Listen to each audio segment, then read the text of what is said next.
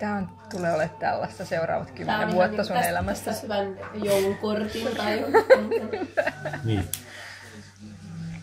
Kännelle voisi lähettää. Pidimme lahjoista, kiitoksia.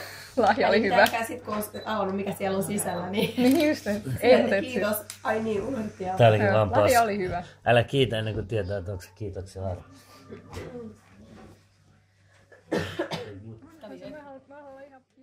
Aika valotuksia. Mä pistän siinä ampusopaan. Mikä toi teit? Se on mun hieno tuuna. Okei. Kun siinä pistää videonauhoituksen päälle, niin siinä ei saa leviä pois päältä. Okei. Niin se niinku tavallaan ylivalottaa kaiken sit pois. Kännikuvan hommaa.